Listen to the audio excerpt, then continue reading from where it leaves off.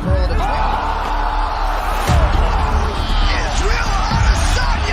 several of those inside low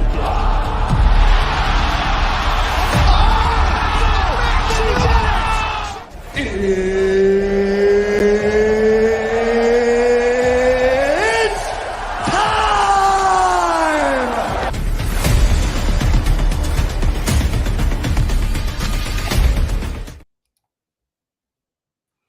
What's happening, Fight Week Show fans, Fight Week Show people? Then we are back with another episode of Don't Stop Shakedown, episode 22. Bro, joining me today, helping me do all of that is my brother Jordan and my bro Naz. Let's start with you, Naz.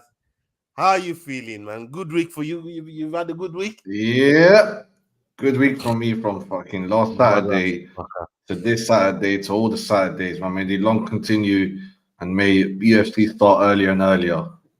Yeah, man. Yeah, man. It's been one of those, man. It's been one of those. And look, I said this off air.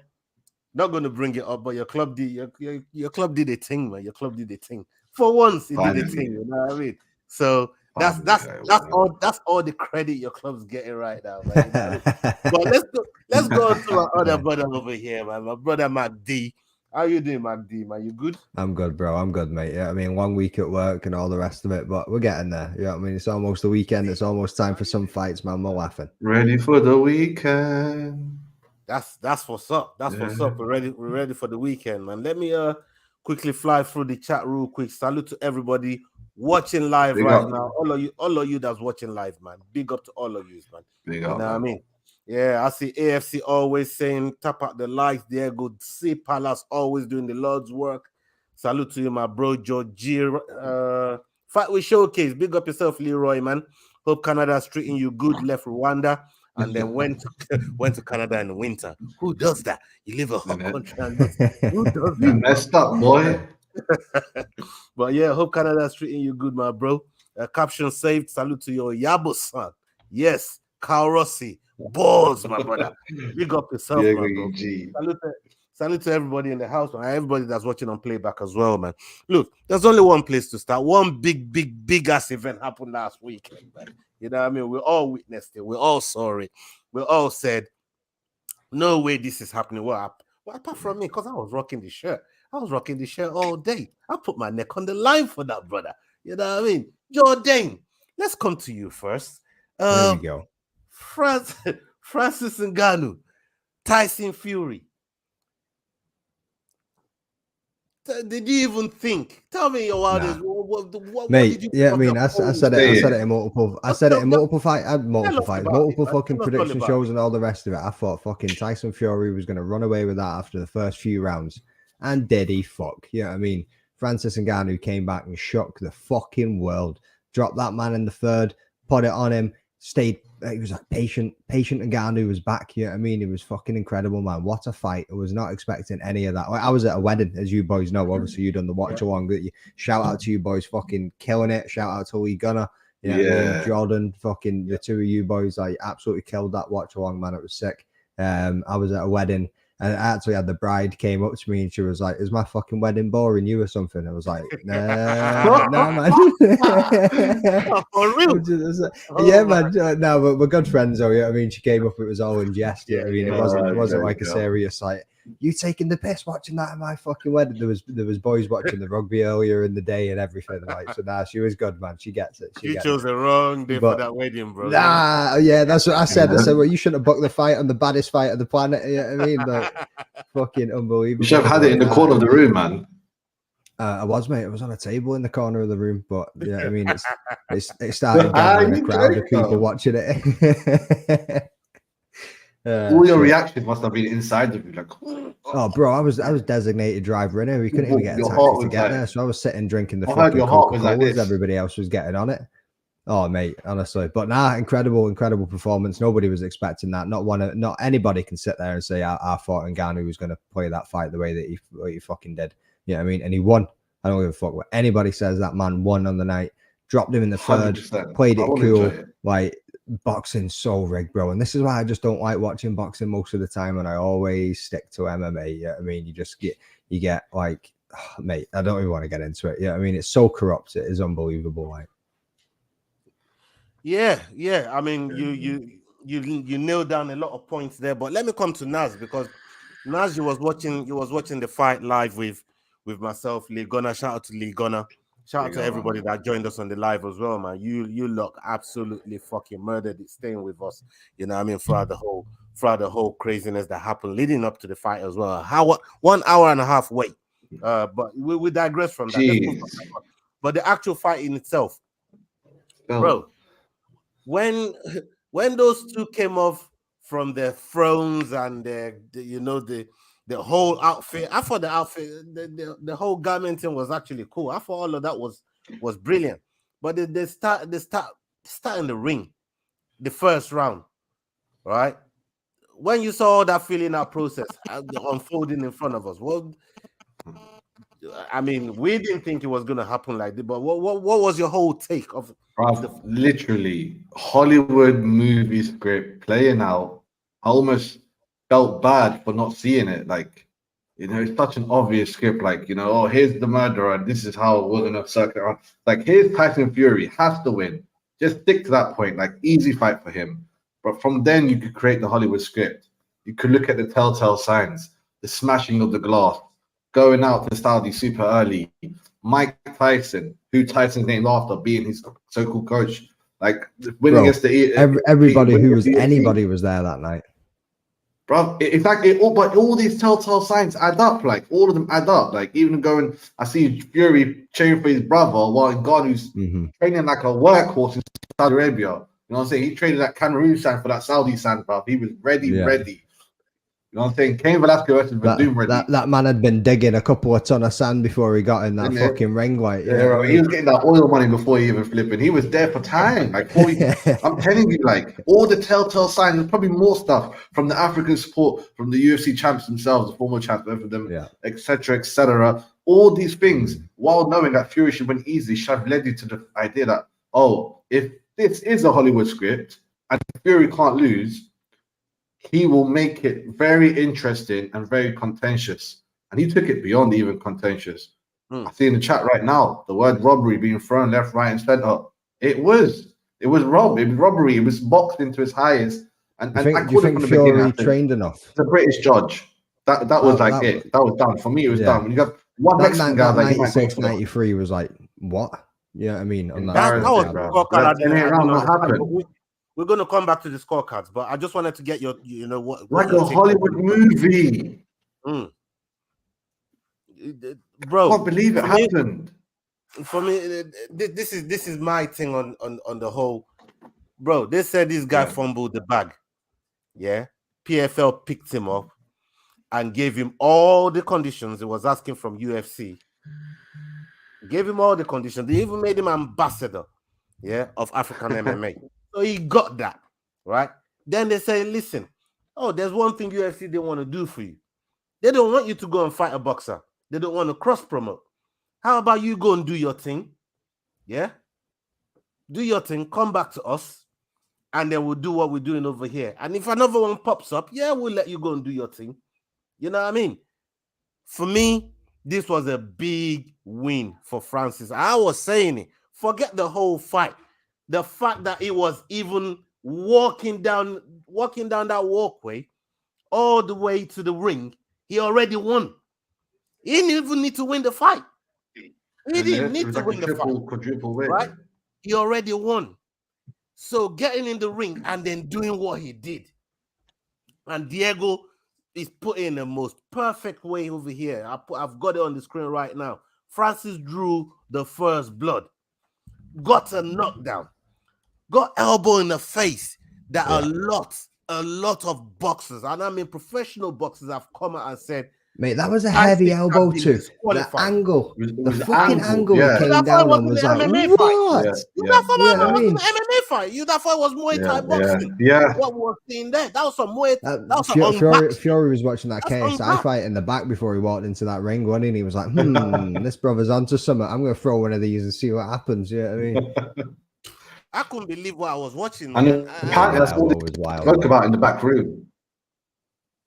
Right? Fury accused Francis corner. Francis is going to do MMA moves and kept telling the referee to watch out for these elbows and little knees, digs, elbows, especially he said elbows multiple times. And it wasn't even like a boxing elbow. Like Lennox Lewis used to do like a straight elbow. Francis done some of his nicest works in the clinch too. The uppercuts were sick. You know what I mean? Yeah, man. The cheeky was in there. And that's what I kept saying to my mate Sean when I was sitting next to him at the wedding as well. I was like, this is what Francis needs. He needs to work that double jab. He needs to get a little bit closer because obviously Fury had the length, he had the range. He needs to get in and he needs to get some dirty boxing on the go, man. He needs to just fucking grab him and he needs to land some heavy shots. Like that left that dropped the man wasn't even Francis's heaviest left. Yeah, I mean, it wasn't even his most powerful punch.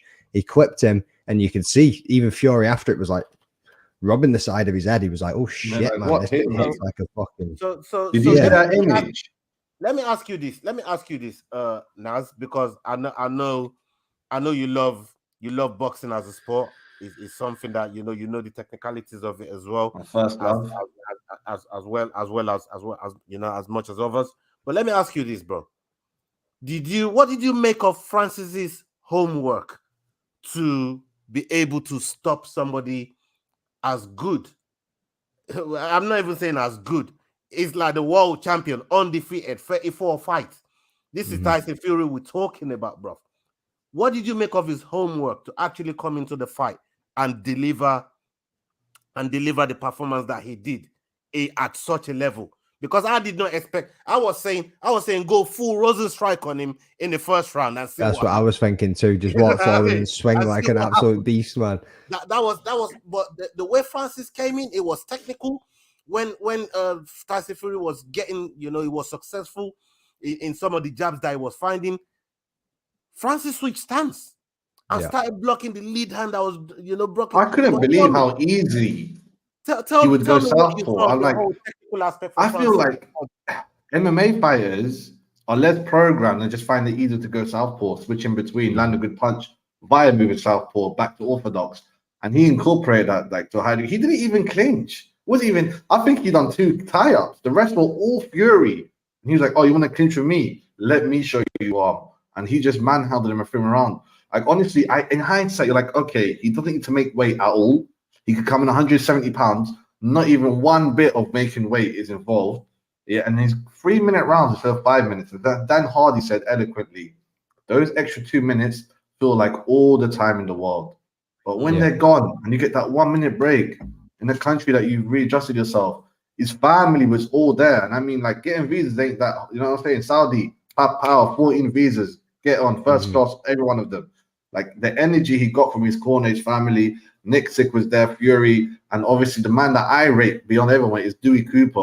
You know what I'm saying? The long ball of the dread and the ring on the lips. Not many people give him ratings. He trained David Haney when he was younger. He's an OG in the game as well. From the day I saw him taking Ngannou's hit years ago on the pad, on his body, I'm like, bro, this brother's a real about this life. Like, he reminds of Javier, the AKA one, like a former fighter. Mendes. I'm saying this guy, he's boxing, kickboxing, and he's a secret gem, but no one really wants to give it to. Tyson, he was big, Tyson, and like that's his little injection of, oh, I'm here with the Grandmaster Seafood. But the seafood don't teach you, bro. It's always the next brand. That was Dewey Cooper. Like, I gotta just shout him out, man. I want to get more recognition, bro. But he's gonna be kept that secret weapon, and kind of is good like that. And yeah, Fury got uppercuts in the clinch. Yeah, like he tried to throw his and he couldn't, and God was like, let me try to do it. Pushes him back, lands a clean one. I was like, wow, he really is better in the clinch game. I would love to see him and Vladimir. I want to see Vladimir clinch him and just push him off. But yeah, I digress, man.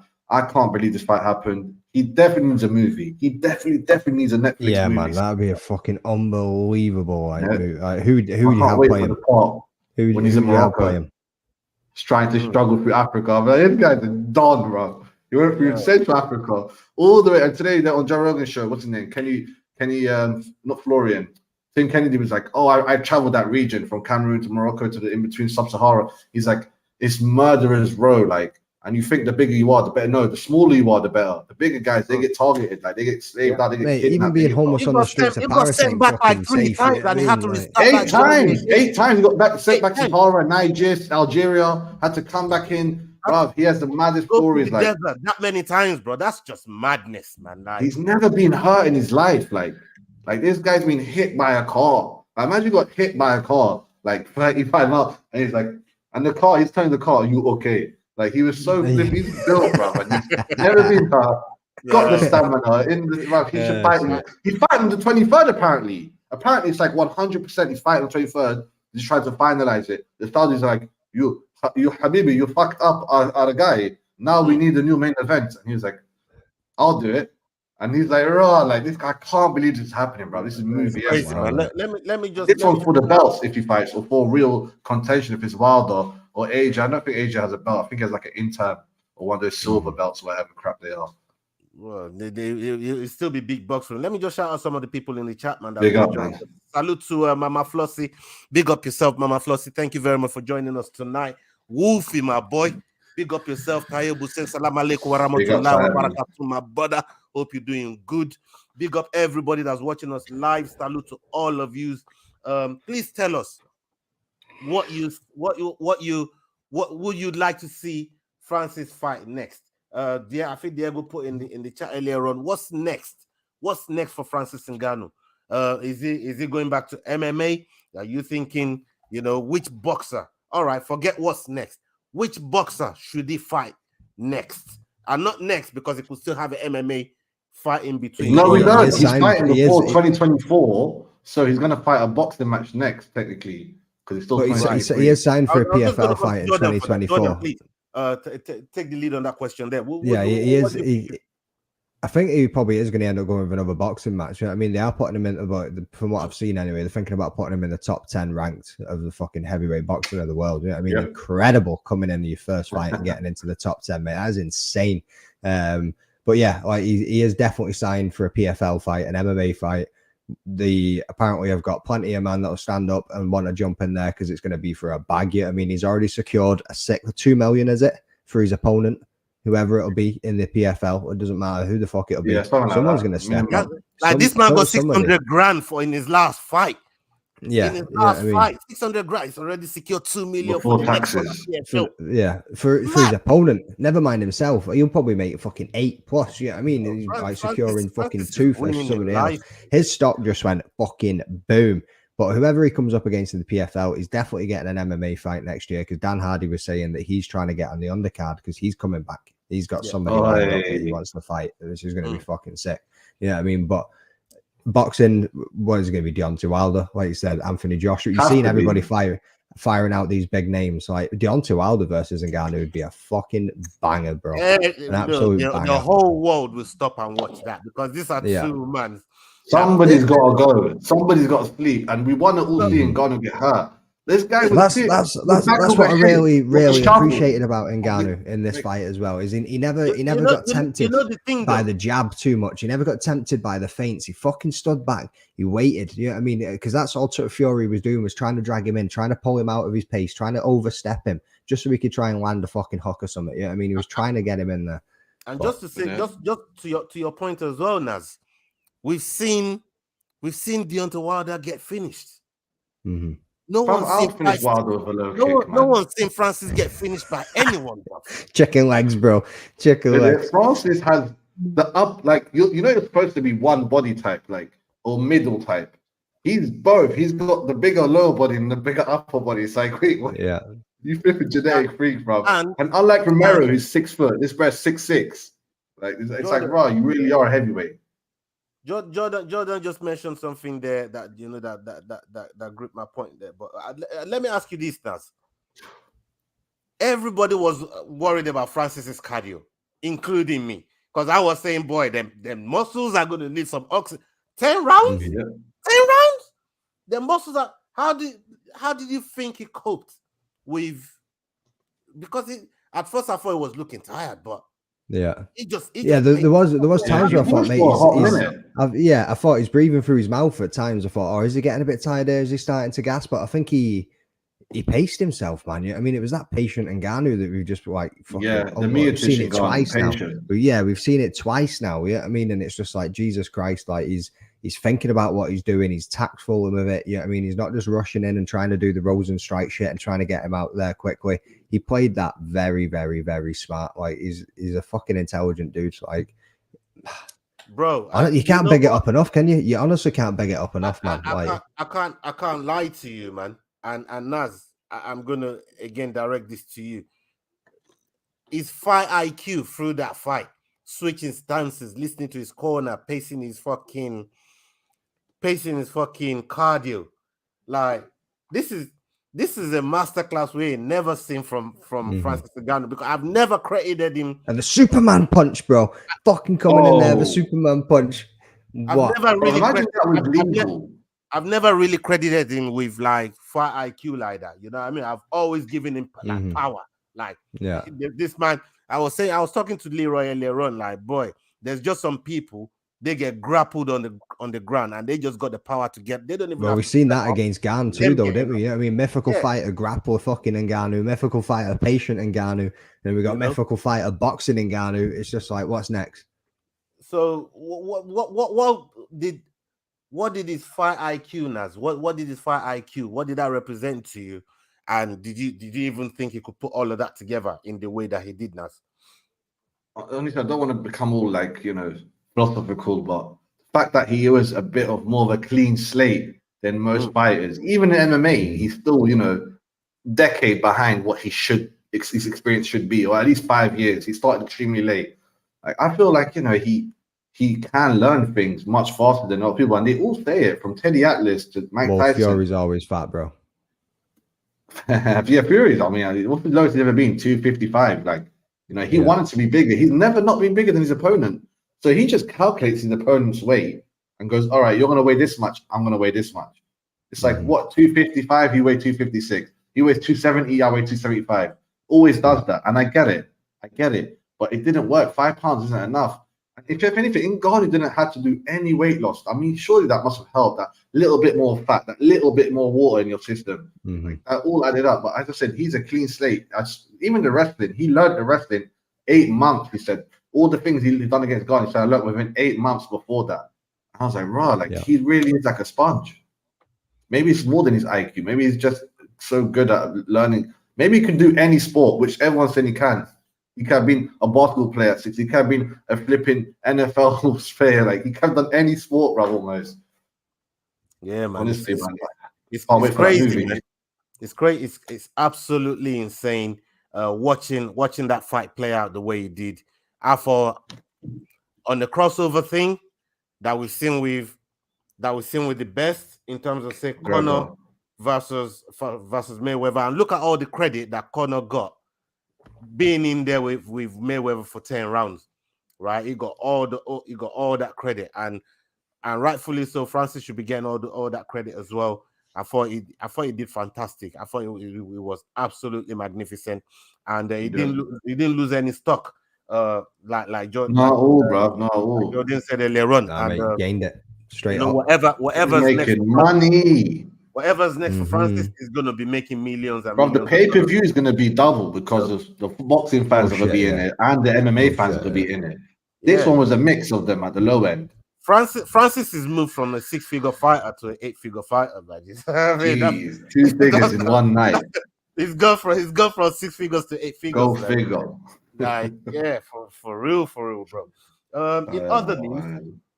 In other news, Ian Gary, they're saying he get dashed out of his gym, bro. Like, yeah, mate. What do you know watch enough about podcasts? Like, Magdi, do you know anything about that? What do you know about that? Just some of the clips that I've seen, and just from Ian Gary's fucking YouTube library. I've not seen anything come out from Renegade. I've not seen fucking Leon say anything. I've not seen Leon's coach say anything yet.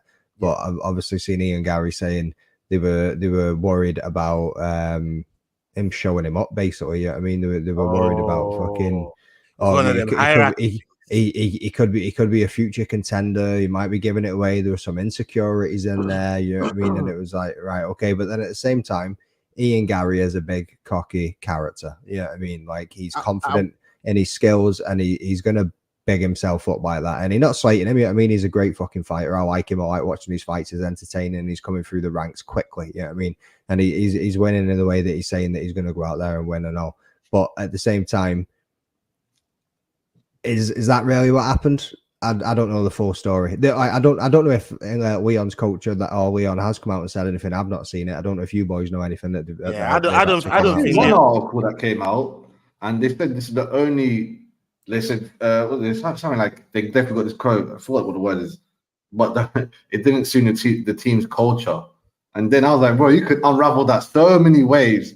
Well, like, you could be like, wait a minute. Is it because he's white? But it's not. Or is it? Oh, they can't. Is it because he's Irish? Yeah, I mean, is it because he's white? Is it because he's Irish? Like, and it's the truth. Is it because he's tall? Fight, honestly, I don't like him no more as well. Like after his last fight, like honestly, I'm not happy. Ian Gary, what he said before that, Ian Magny should slap him up. It really not pissed me off about that. I knew Ian Magny was getting messed up. The shit that he picked up about his son, about whooping his son. Yeah, exactly. I wish he could age himself 5 more years. That's just fight. No wonder, bruv. No wonder he's a dick. Your dad never touched you. Your dad never done shit to you, fam. We're not real Irish, fam. Bruv, every Irish will tell you that. He's not Irish if his dad didn't touch him. Bro, when you say his dad never touched him, you mean his dad never disciplined him. His dad never even spanked him. I'm like, bro, your dad never spanked you, like. In the 80s, like, and shit, in whatever 90s, bro. Sitting there like Rolf Harris. Another Jimmy Savile flipping shot, bro. I'll tell you, Ian Gary, bro, he's not the guy. And I kind of, like before, I kind of liked, and I'm like, and I can easily see him not becoming champion. I'm not even, everyone thinks he's the future champion. He's so far from it. No, like, I don't know why they see that. He's literally never fought he's still quite a few years away from a champion status, like, but I think he's got the potential to get up there, like, well into the top 5 and actually maybe go for a contendership. But it depends who his opponent's going to be, whether he's going to get it or not. This fight, who's he got? You can't avoid the wrestlers in welterweight. Like, if you look at the Olympic system and the collegiate systems. We're fighting Luke next. There's too many wrestlers. Luke, yeah. That's a banger of a fight too. It's going to be a tough one, like. No, Luke is dead, man. Come on, bro. I'm sorry, I don't want to be that. I love Luke. I love you, bro, my guy. But even he knows he's coming to the second end of. He's not at the beginning or in the prime of his career. You know what I'm saying? It's not the same Luke. That's the fact. Like, and after the brain bleed as well, that just added. I'm shocked the UFC didn't release him, but I digress. He's getting the easiest way. Dana loves him. They've done the flipping 23andMe and they found out they're related. Like, oh, I'm Irish too. It's like, oh, well, look at me, so am I. Like, bro, I don't like Dana him. likes privilege. What are you talking about? Is it because he's white? So it is because he's white. Is that what you're saying now? That's the only thing I see, the culture. And I'm like, I know they wouldn't say that. Brother needs to grow a chin strap and he's accepted by the gang. Is that what it is? Soon enough, Naz is going to be calling Dana a Chinaman, bro. You know what I mean? You know what? Yeah, I don't know. He wants to do UFC Taiwan. I'm joking. Oh, shit. Oh yeah, no politics here, Rob. No politics. What are you thinking on it all? What's your thoughts on it? Like, you know what I mean? I caught what you said. But hey, listen, let me ask you, man, this, yeah. That's your gym, bro. Yeah, I know. Well, that's your brother. Talk to your brother, bro. Cool, my man. Cool to Jermaine, bro. This is what I try to say. Do you think is the Kobe situation at ATT why Kobe had to get dashed out? Is that why Ian Gary got dashed out? Do you think it could be that times 10? From what I've been hearing, I think Nick and someone said that they let back to lay it out. Then the group chat full of coaches. Bro, how can it be times 10? Bro, it's worse than that, though. This man them were fucking scrapping outside of the UFC. Somebody got locked up, bro. Okay, yeah. That is true. That's the highest level of. Right, these boys, we've never seen any kind of relationship between them before, and all of a sudden they're going to train together, and next minute they're not, and he's getting turfed out. I see what you mean there, but I'm saying with everyone, he's been banned from multiple gyms. Nick Sick said in a group chat full of coaches, no one wants to train him. He's been banned from so many, and he might go to Eric Nixick. He does seem to just be traveling and going around the fucking places and around the places. They're like, bro, you're basically sleeping with every girl. Like, get married or get out. He's not willing to commit. If you can't commit, then quit. You talk about sleeping with many women and getting married, son. You know what I mean? And why wouldn't SBG have it? You know, if he's trying to follow in Connor's footsteps, like why wouldn't SBG have it? But I think SBG didn't like his energy from the get go. He went there for a little bit, and they're the ones that told him, "I'll go train with my man in Iceland. He's making a new gym." He went to Iceland for a bit, and even then, like he was welcome there, but he didn't want to stay in Iceland. Now he can't go back to Iceland. He was in Brazil for a little bit as well, wasn't he? Yeah, is so liked. He must have every fucking coach in that chat, like all the top mandem in the chat, like. And they Henry Hoof, Mendes, they don't want to mess with this guy, and he's ripping half the other guys, including his former teammates, in his own division. I'm telling you, this guy's got he's got a bit of that McGregor cockiness. way before he's got the 2 titles. I'm like, bro, don't lose your reality just because you're playing golf with Dana White. Like, you're still a contender. I know you're getting Luke and all that, but that's what you got to find your own gym and make your own team. He's meant to be pretty good at golf as well, to be fair. Like, is he good at it? Yeah. Yeah, apparently so. I like me a game of golf. Like, no, Leroy, he's not going far, bro. He's going top 5. In other news, hey dog, relax yourself, man. In other news, man, our dog's always going ham every time you fucking hear somebody come through the door and shit, man. If a lift drops on our doorstep, dog's going crazy. Derek Lewis, he's moving like John Jones out here getting arrested for drink driving. Come on. And what's going on? You know what I mean? When Easy got arrested for drink driving and shit, people was on his neck, bro. I don't see that kind of outrage for Derek Lewis because his balls are hot. What's going on? He's joking about. You know he drank more than Izzy, but he just didn't show up on the ref alive. He probably absorbed the ASAP, man. Listen, I fuck with Derek Lewis. Nah, he's a bigger bro, man. You know what I mean? So the blood alcohol volume level was exactly. I've gotten away with that, bro. I like Derek Lewis, man. I like Derek Lewis a lot, and I was scared. I don't know if any of you man were worried that this fight wasn't going to happen between him and Almeida. Wasn't Derek Lewis a step in already as well? Yeah, you know what I mean. Like he was almost looking like you needed a backup for a backup type thing. But Derek Lewis is he's going to be competing. I'm sure he's in Brazil now, acclimatizing and all the rest of it. I'm sure he's over there. He is. The other fight on the card that really concerns me and probably concerns my platform is my brother Big Muddy. Salute to Modestas Bukauskas.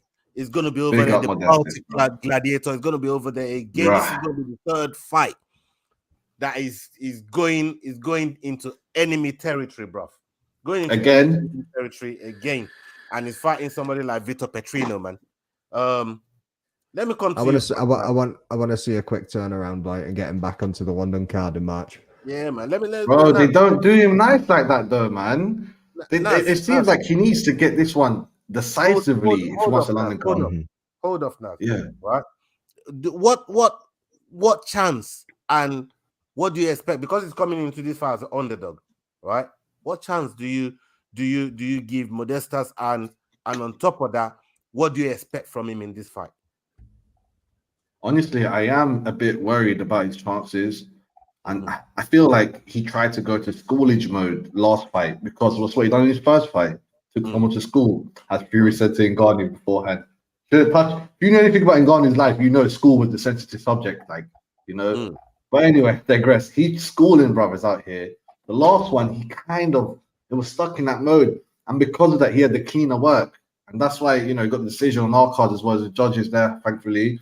But it was too close for my comfort. I think he's going to level up this one. He's going to put some more intent in it. But that's also going to open him up for this guy's fight is undefeated and has an amateur record of 7-1. So I'm like, bro, this guy's fought Reds from the beginning. He's good. He's really good. I'm really worried about this one. The last time I felt this worried about someone was probably the Terrence Gift Walker fight. And even the last Terrence fight, to be honest. This one here, I really want to see Mod just put an extra polish on these, show us something new. Something new, not like a new attack in terms of actually sometimes something new like an up kick or an oblique kick is, but it changes something that changes the dimension of the fight. Flying knee or something. Brother, anything that Khabib used to do them to effect where he didn't really want to land the knee. He just done it to shook you, move you back, get in your position, make you fake, etc., etc. He needs to open up a next dimension that allows him to take him to school easier or just puts more intent in his attack because this guy is serious, man. He's ready to. He's talking about becoming champion and shit. So. Boy, man, I worry about Modestas, but this is when I really want to watch the fight, bro, man. I just want to see him do it. If he can overcome this one, he really will be starting calling his own shots. He can come London. 3 cards from random countries. 10, 20 hours on the plane here, there, and there. Like, come on, man. I hope he gets this, man. He really is a gladiator, Jordan, we spoke to Modestas on the Fight Week show, and in speaking to him, he said, as part of him going over there to Brazil to do this, one of his requests for his next bout is to be put on a home soil card. Yeah. Do you rate them chances? Do you rate them chances of him win or lose? Comes back with that man's head. I think he's going to get the request. 100. I think anything otherwise, depending on how the fight goes, they might not look at him for March, which is unfortunate. Yeah, I mean, like, so it's a funny one. It's always one of those ones where you look at it and you go, right, somebody like Tom Aspinall always getting hit on the fucking UK cards because he's a big draw. But we need to get him out into the world. We need to get his fan base built up in the US, wherever else. You know what I mean? But then you've got Muddy B going around and taking these man's fans from whenever he goes and beats them in their own fucking back garden. You know what I mean? Let's get him on the home soil. Let's get him fucking built up some more. Once he fucking takes Petrino's head and takes it back, you know what I mean? And then walks up there into the fucking into the cage in the UK. Because he's got hella fans, you know what I mean? Even coming from Cage Warriors too, he's gonna bring a crowd. You know what I mean? He's gonna put bombs in fucking seats, man. Like, and I can't wait to see it. He looks great. He looks in fucking phenomenal shape, and he's looking slick in his trackie the other day that he put up on Instagram. You know what I mean? The drip was looking fucking golden, man. He was looking good. I even messaged him on Instagram and told him looking fly B. You know what I mean? He was looking fucking cool, like. But Petrino's no joke though. You know what I mean? He's got 2 wins in the UFC. Man's fucking killer. Like, yeah, a unanimous decision, a submission win. He's got a tough fight in his hands, but I think he can go out there. I think he can get it done. Yeah, I mean, I asked him and said to him, bro, you know, we've seen you go out there and put work on fighters, even in Cage Warriors. When it was over there in Cage Warriors, we also saw what he was capable of doing, knocking people out left, right, and center. And you know, I asked him, your last fight was like a decision thing, you know what I mean? It went like a good, like, squashbuckling fight to look at. What can your fans expect from you? And he knows it. You know, he's not hiding away from it. He's not shying away from it. He knows himself that he needs a big finish. He knows himself, you know what I mean, to get granted some of this request that he's making, you're gonna have to make a big splash. And he's that's basically what he's promising his fans. He's got that KO power though. You know what I mean? He's got 9 wins by KO in his fucking career, mate. You know what I mean? He's got that KO power. He can do it. He 100% has it, and you know, I believe if he goes out there and applies the everything that is done in camp, especially in terms of finishing, because he said he got new tools in the box that nobody's even seen, and that's your point earlier on, Nas, that you want to see something new.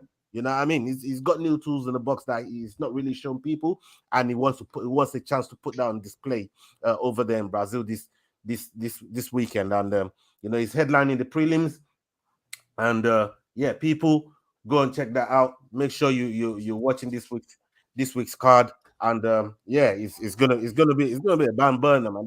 That card there, I always say, pay-per-view cards. Sometimes they deliver. Not all the time. Fight night cards, 90% of the time, they're bangers.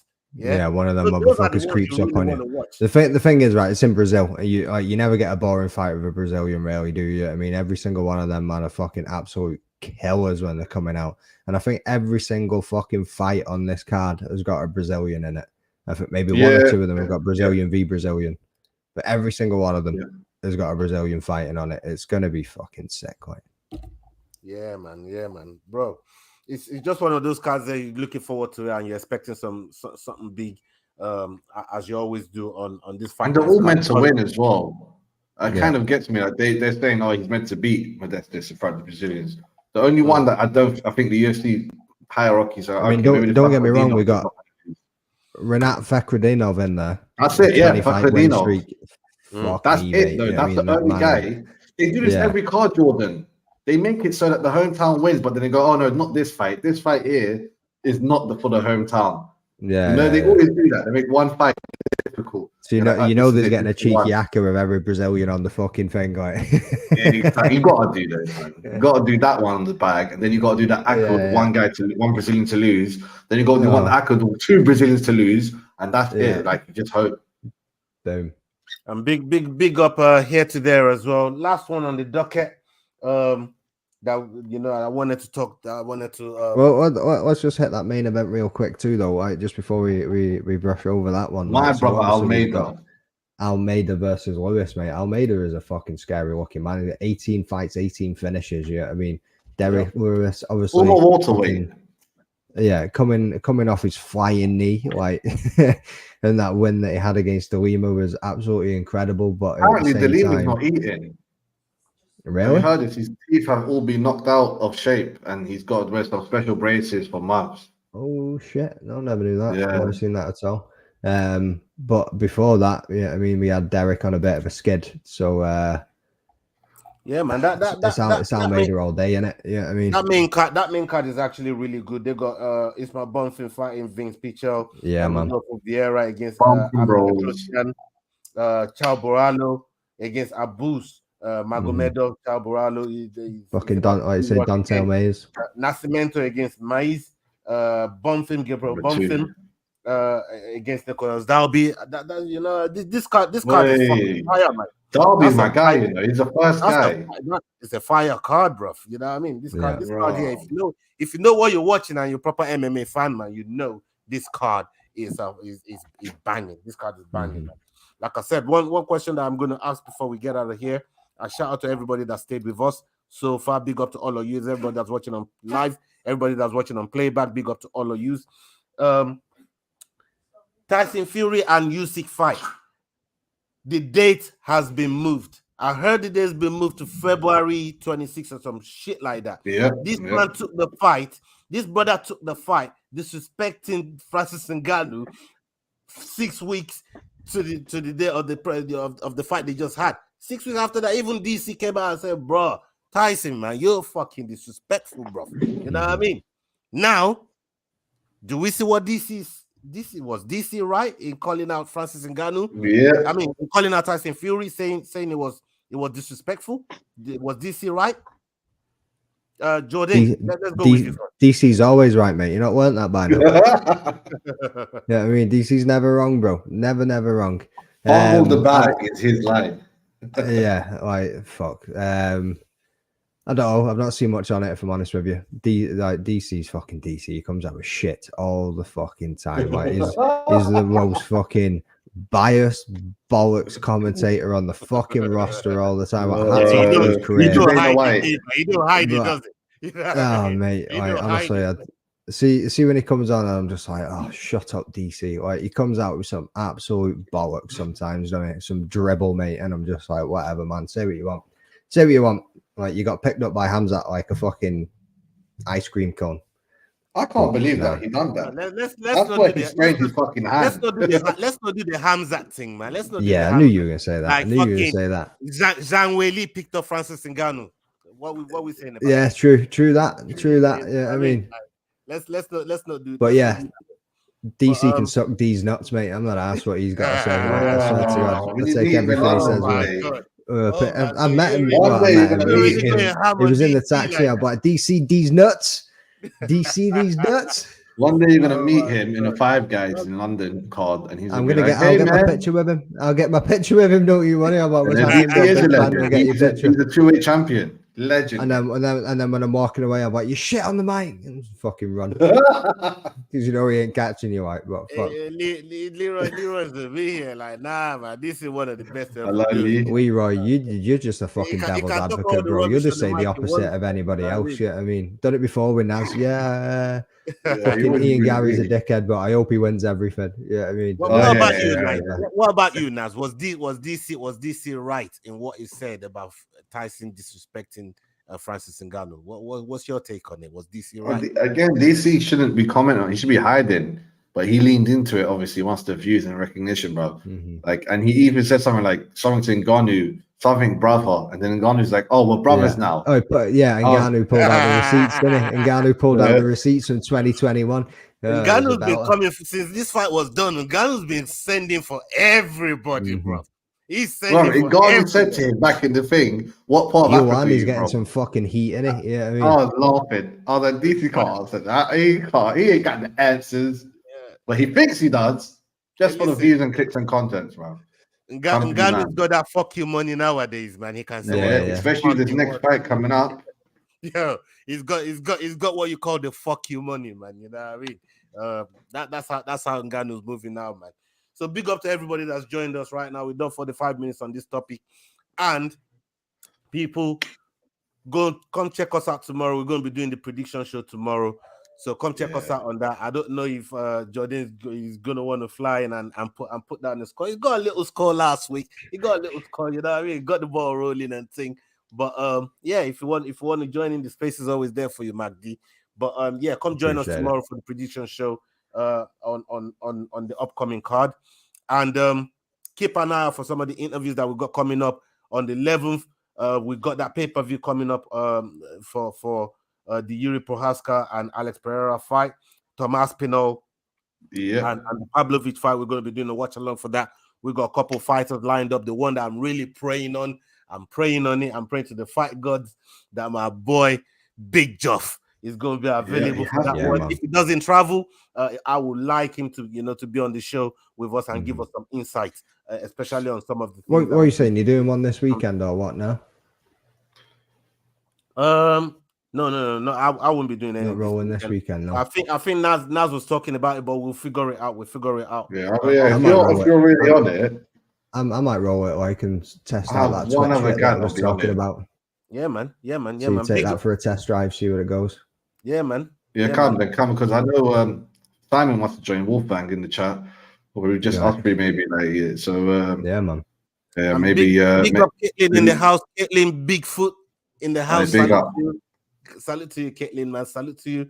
Thank you for joining us. We're just about to leave, but hey, still big up for the comments. Salute to you, man. Bro, we got a lot of stuff coming up. People, stay tuned. Keep an eye on what we got going on. Turn on your notification bell so you know when we drop content on the channel. Big up to everybody that's shown love to the channel, especially on that watch along, man. That watch along was big, man. So thank you to everyone, man. Thank you to all of you. See, when I clicked on it the next day to go and have a little watch back, and I seen the fucking views, I was like, God damn! I was like, holy shit, bro, where did that come from? The chat was going crazy. The chat was on fire. The chat was on fire, man. And yeah, man, big up to everybody, man. And up onto the next video, people. Hasta la vista. We're out. Salute. Peace. Yo, guys, this is Adrian Yanez telling you to use those hand